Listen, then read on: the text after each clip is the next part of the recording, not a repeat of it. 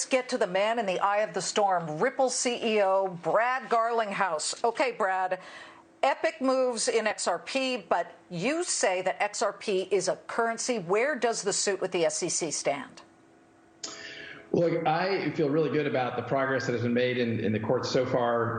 It's been very clear to me, you have other parts of the U.S. government and saying that XRP is a currency, whether it be the Department of Justice, whether it be the U.S. Treasury has called XRP a currency. And so for the SEC, 8 or 9 years after XRP started trading, over $1 trillion has traded out there. For them to say, hey, we now think it's a security, you should have known that all along, that seems like a pretty hard to swallow. And look, Commissioner Persis deserves that crypto mom moniker because she really has been supportive of the industry and really championed the need for that clarity that hopefully will now get through the court process. Well, this is an ongoing situation, but look at the spike, and some of the most recent spike has to do with the fact that a judge just actually dealt the SEC a bit of a blow here. The SEC did not like the motion that was set to prevent the SEC from receiving data that it really wanted from you guys. What do you read into that right now? And you've got a lot of XRP investors who are really concerned at the moment.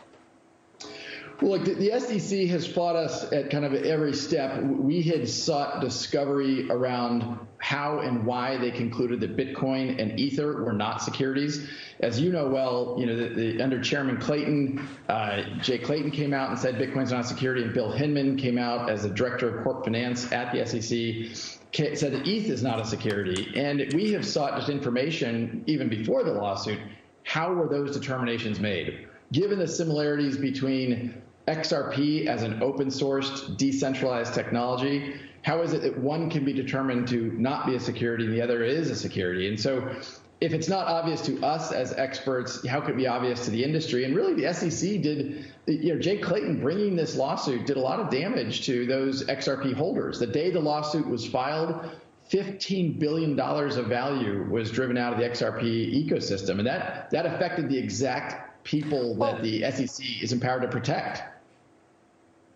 Let me play devil's advocate.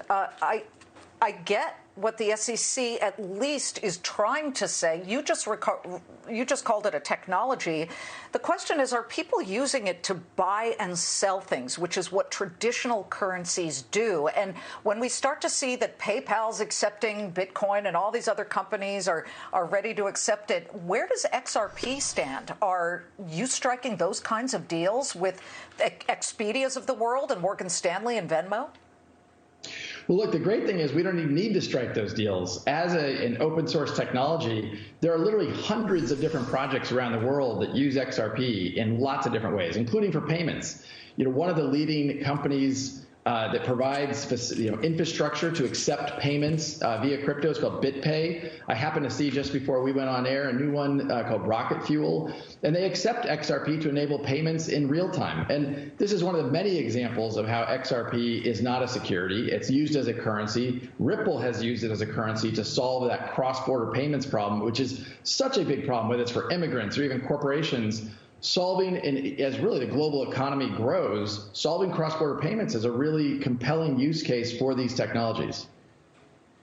The SEC accuses you guys of harassing them as it pertains to their search for discovery, for more information. Are you harassing the SEC?